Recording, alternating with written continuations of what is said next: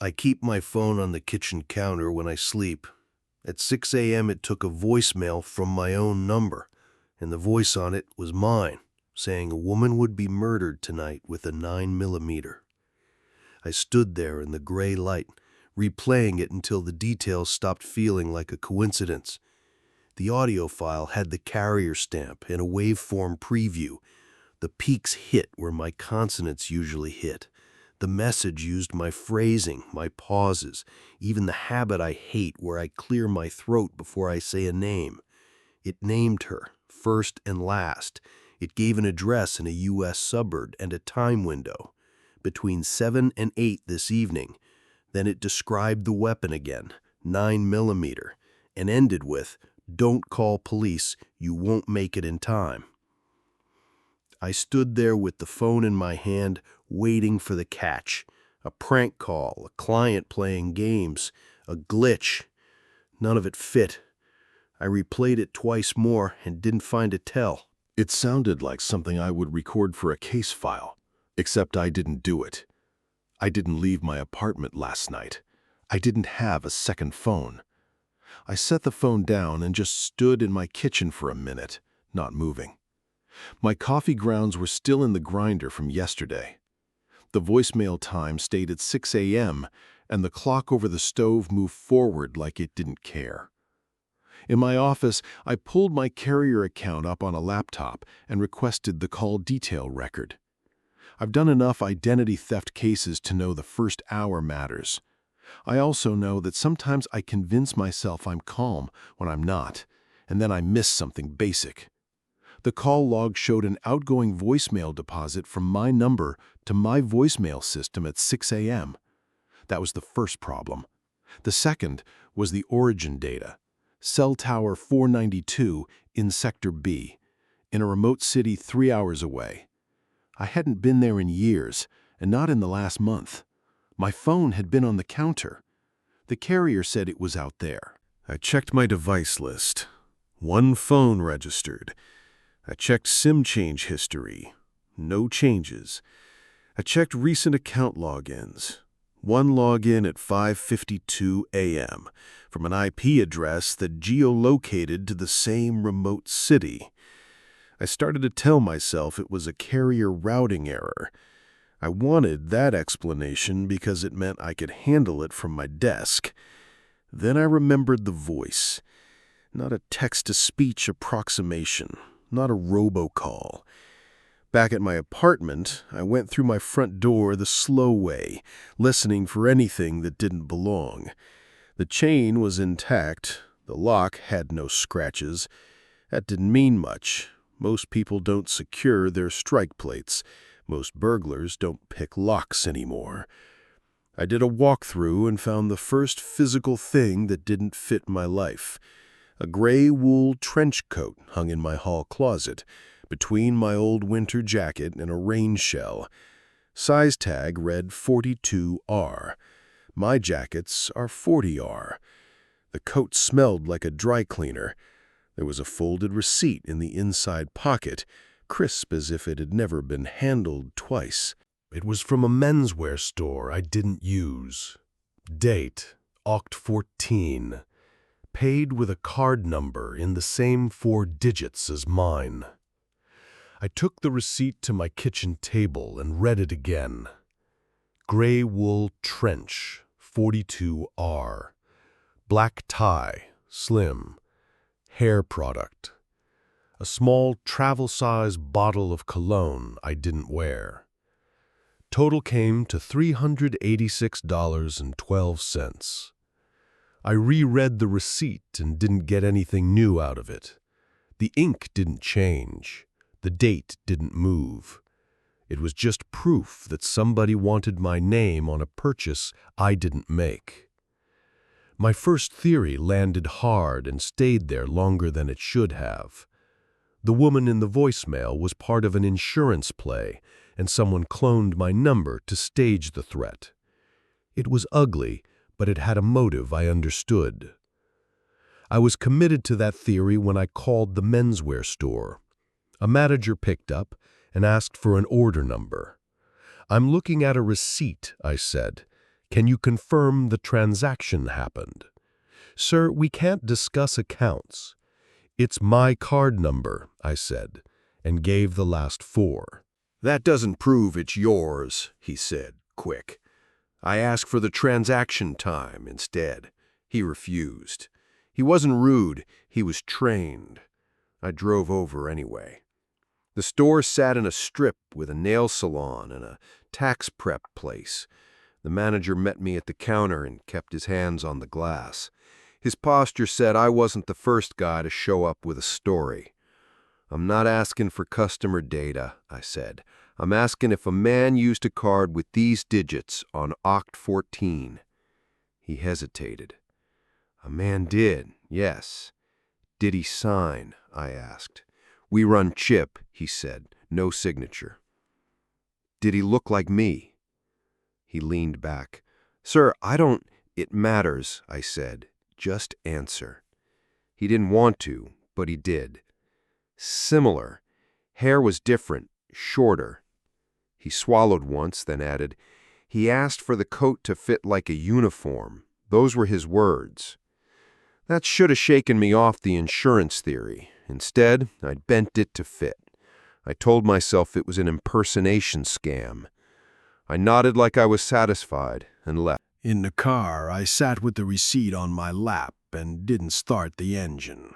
I wasn't scared yet. I was irritated at how predictable my mind was, how fast I'd tried to make it a normal case. That was my self-protective move, and I didn't like seeing it. I looked at the receipt again and caught something I'd skimmed past. A second line item.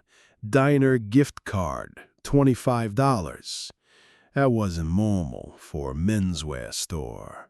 Under it was a phone number, printed below it for partner redemption. I called the number. A bored voice answered with the diner's name. I'm calling about a gift card sale through a partner store. I'm trying to confirm it was redeemed. It was, she said, too fast. On what date? I asked. She paused. I don't have that. You do, I said. Look it up. I'm busy, she said. Who is this? I gave my first name only and said I was trying to verify an identity theft issue. She shifted. Okay, give me the gift card number. I didn't have it. The receipt only showed the amount. I asked if she remembered the purchaser from 3 weeks back, a guy buying a gift card and then showing up later. That happens a lot, she said. Did he look like me? I said. Silence. Then, yeah. It came out flat. He sat at the counter, ordered black coffee, left a big tip. She exhaled hard, then added, he said he was a private investigator. My stomach tightened, slow. When was this? 3 weeks ago, a Tuesday.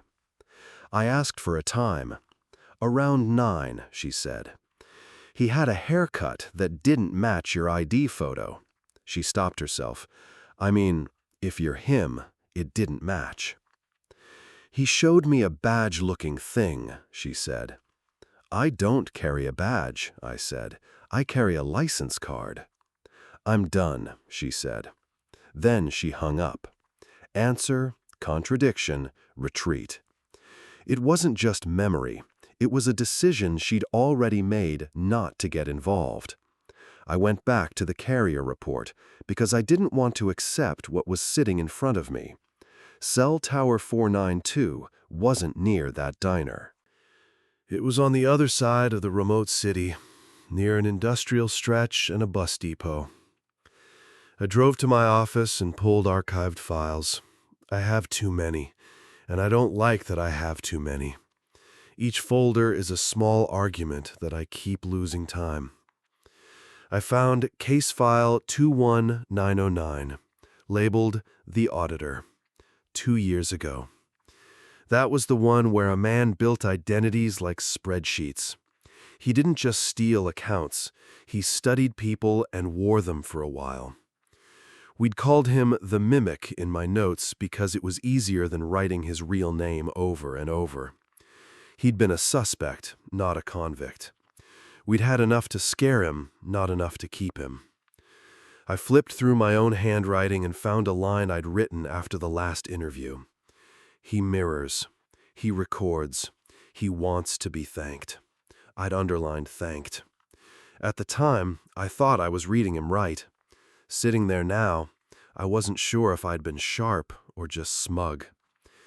I sat with the file open and read the same page twice. It didn't open up. It didn't explain the voicemail.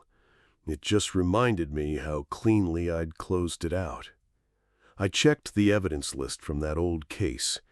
He'd used voice cloning on a small scale, mostly to get through phone trees and fool a bank clerk.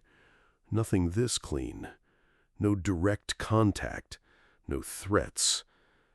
Then the voicemail played again in my head. My voice, predicting a murder, naming a woman. I looked her up. Address matched a small house in a U.S. suburb outside town. Property records showed she'd inherited it last year after a relative died. The deed transfer was recorded with the county, clean and public. There was also a lien release filed 2 months later. Someone had paid off the remaining mortgage in one chunk.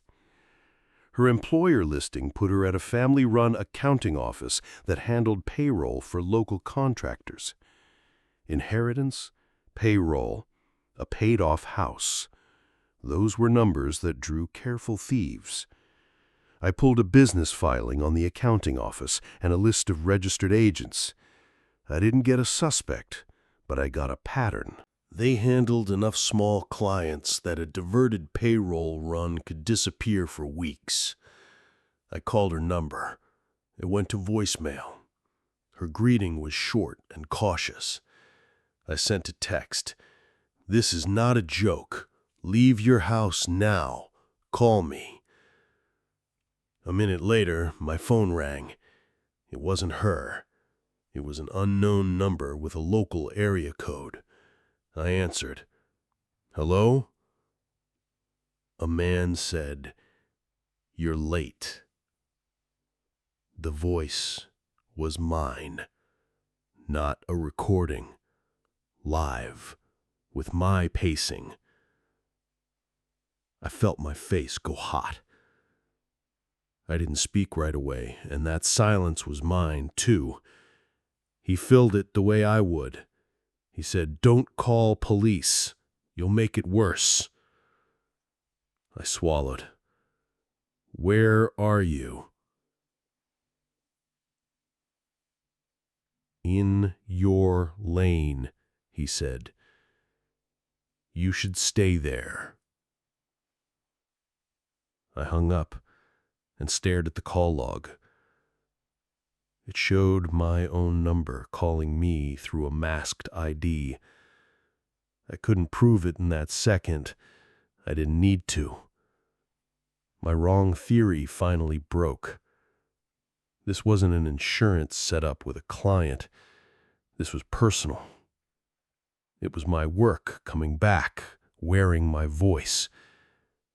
I tried her again. This time she answered, breathy, guarded. "Who is this?" she said. "It's me," I started, and stopped. "I'm the private investigator you contacted once about a payroll dispute." "I didn't contact you," she said. "You contacted me."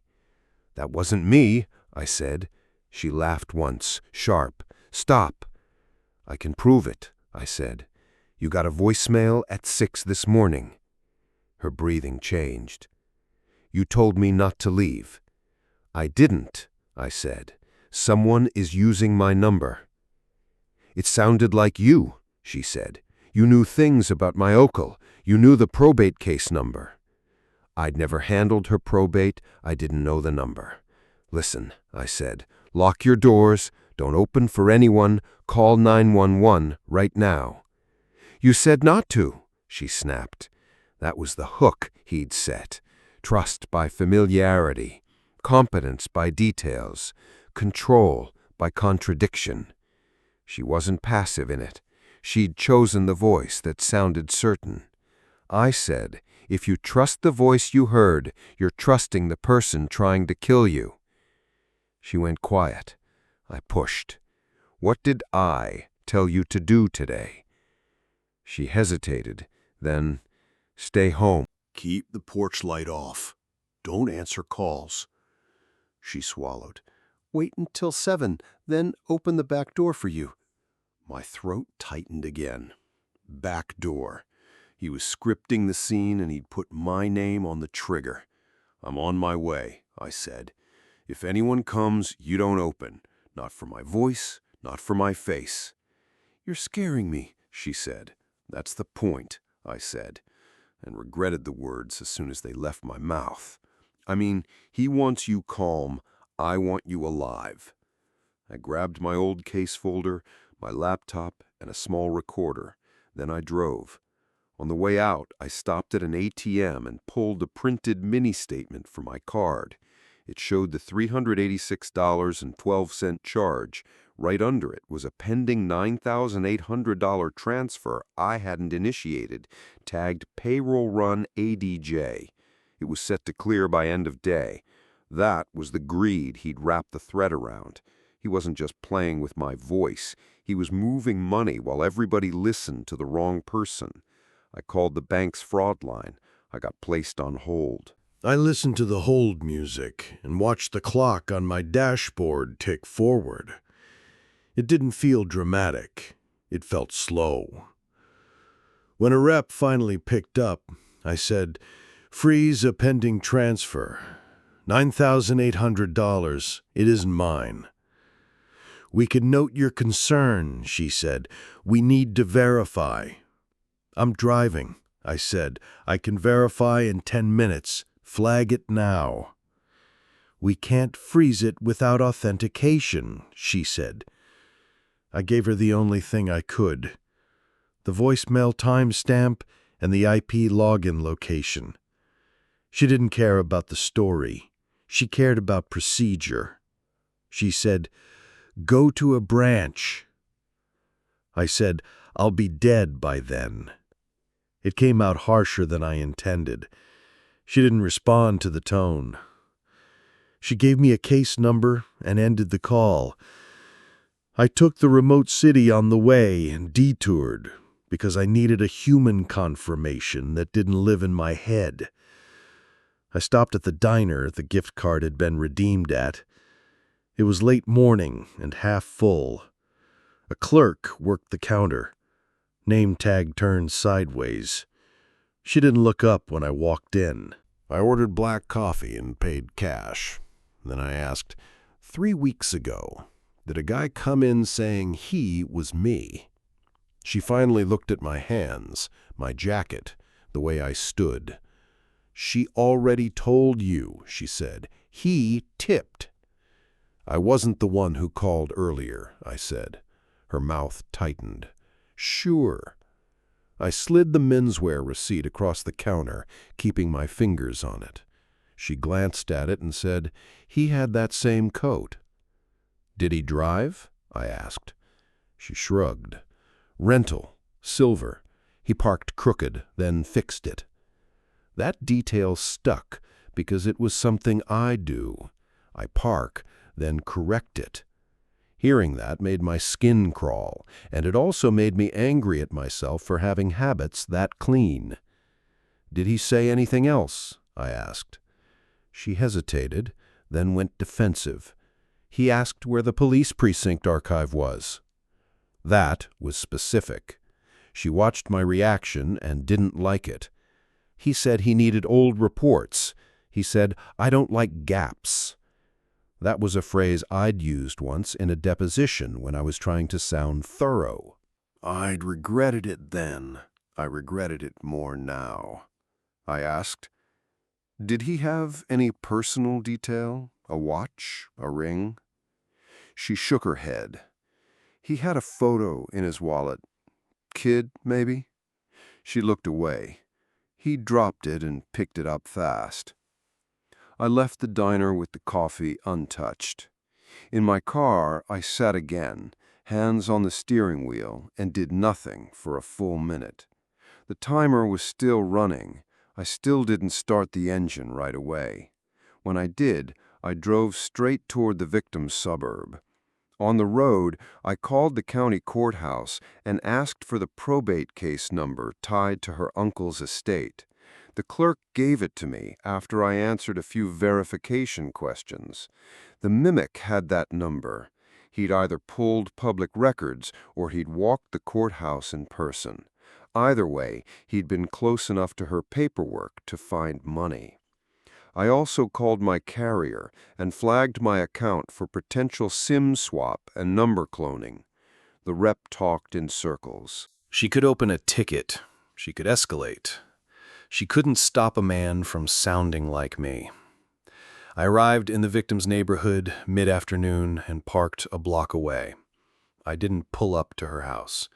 If he was watching, I didn't want to feed him a clean approach. I walked the block and checked the property from the sidewalk. Small house, older porch, chain-link fence, backyard gate with a simple latch. A porch light fixture that looked newer than the rest of the trim. There was a rental sedan 2 blocks away. Silver, angled slightly toward the curb. I walked past it without stopping. When I came back on the other side, I held my hand near the hood. Warm. He was nearby. Not inside yet, or he'd have parked closer and killed the engine. He was waiting for his script. I circled behind the houses through a narrow alley and checked the back gate. It was shut, but not locked. I told myself he'd come through the front, but then I stopped and admitted the truth. I didn't know which way he'd choose, and I hated that I didn't know. I texted the victim, "Do not open any door. Go to a room with a lock. Put a heavy object in front of it." She replied, "He said you would text this. He said you would panic." She was choosing him again, even while asking for help. She was choosing the voice that predicted her fear. I called her. She answered on the second ring. "I'm outside," I said. "Not at your door. Listen." "He told me you'd say that. He told me you'd say listen." "Where are you?" I asked. "Kitchen," she said. "Go to a bedroom," I said. "Lock it." She started to argue, then stopped. I heard footsteps and the click of a lock. She was doing it, but she didn't trust me. She was doing it because she didn't trust anyone. I moved toward the back gate and waited. Body turned so I could see the rental sedan down the block through gaps between houses. My phone buzzed again. A new voicemail notification. No missed call, just a deposit. I didn't play it. I couldn't afford the distraction. I set my phone to record audio in my pocket instead. If he spoke, I wanted a second capture. A door opened somewhere, not hers, a neighbor. A dog barked once and stopped. Then I heard footsteps on the gravel behind the victim's house, steady, unhurried. Whoever it was knew there was time. He came through the back gate without touching the latch. It swung inward because it wasn't fully seated. He knew that, too. He was wearing the gray coat. The fit was wrong on him, the same way it was wrong in my closet. Overcompensating. A uniform.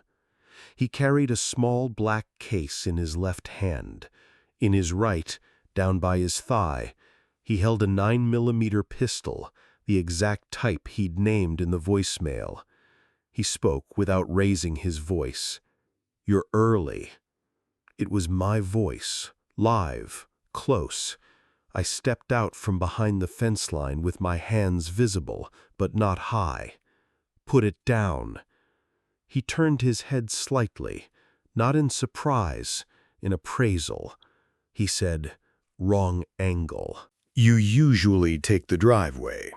"I changed it," I said. He smiled with his mouth, not with anything else. "Good." I took a step forward. "Put the gun down."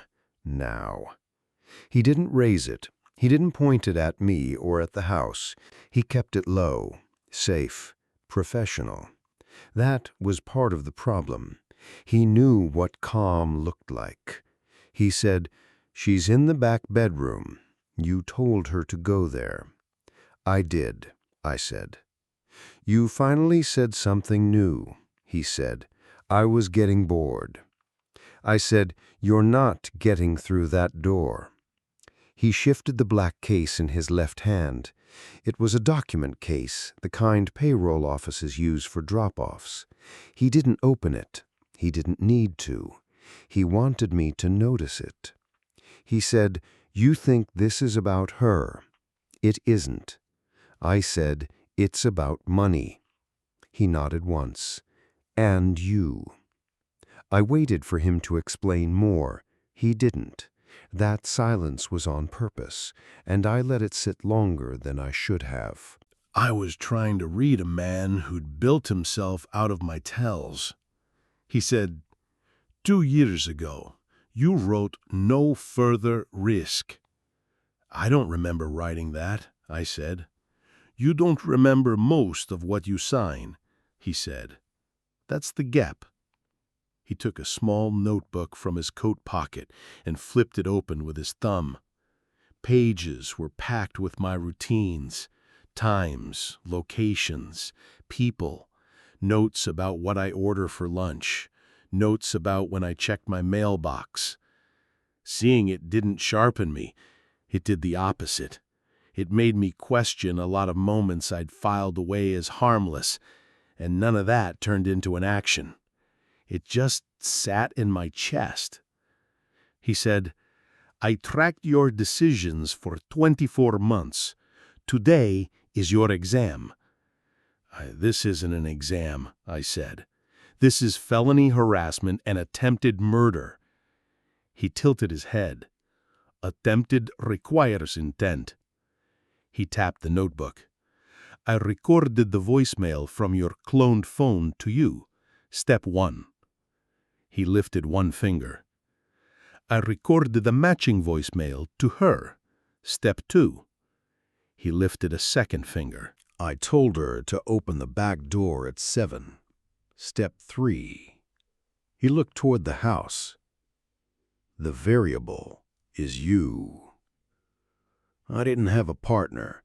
I didn't have a uniform behind me. I didn't even have a clean way to keep him pinned without getting shot.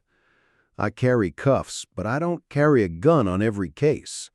Today I didn't. It wasn't the principle. It was comfort. And I'd been sloppy about calling it anything else. I said, "Step away from the house."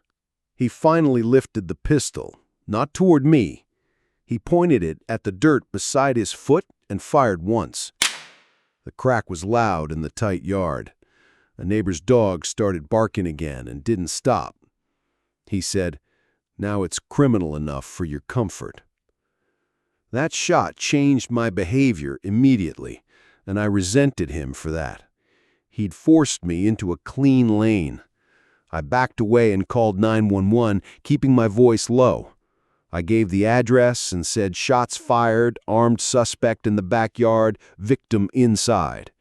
I told dispatch I was a private investigator and I would not engage further. The mimic watched me place the call and nodded as if I'd finally done something acceptable. "He hate that," he said. I didn't answer. I kept my phone line open and described his clothing, the gun, the silver rental sedan 2 blocks away. I told dispatch where I'd last seen it. I told them it was still warm. He said, "I needed to know if you'd save her." "I didn't need to do any of this," I said. He shrugged once. "I needed the transfer to clear." He tipped the document case up so I could see a corner of a folder inside. Payroll reports, a bank deposit slip. He wanted me staring at paper while he held a gun. I said, "How much did you move?" He smiled. "Not enough to get your bank to listen." I remembered the rep telling me to go to a branch, and I felt my face tighten. He'd anticipated that too. "Drop the weapon," I said. He looked toward the back window. "Tell her it was just a test. You like that phrase, just a test." "I'm not telling her anything," I said. "You're going to jail." He set the pistol on the ground, slow, and slid it away with the toe of his shoe. Then he held his hands out in front of him, palms open, almost theatrical. He said, "Arrest me. Do it clean. Do it right." I moved in, cautious, and put his hands behind his back. My hands shook on the first click. I hated that. I hated giving him proof I was affected. The cuffs ratcheted closed on his wrists. The sound was small and final. He leaned his head slightly toward me. He said, "Your hands are too tight." I checked the fit and loosened one notch. He smiled again. He said, "I could replace you. People would prefer me." I walked him to the front yard and sat him on the curb where dispatch could find us. He didn't resist. He kept his posture straight, like he'd rehearsed even this. When the patrol units arrived, they came in fast but controlled. 2 cars stopped at either of the street. An officer moved to the victim's front door and announced himself. Another stayed on the mimic. A third retrieved the pistol with gloved hands and bagged it. I handed over the gray coat receipt, the voicemail timestamps, the carrier tower log screenshot, and the old case file number. I also handed over my bank mini-statement with the $386.12 charge circled and the pending $9,800 transfer highlighted. I told them the suspect had used my identity to initiate it and had payroll documents in the black case. They photographed the case where it sat and took it as evidence. They took him without fanfare. He turned his head once toward the victim's house as he was guided to the car.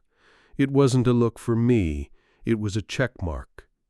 The victim came out with an officer a minute later. She was in socks, arms folded tight around herself.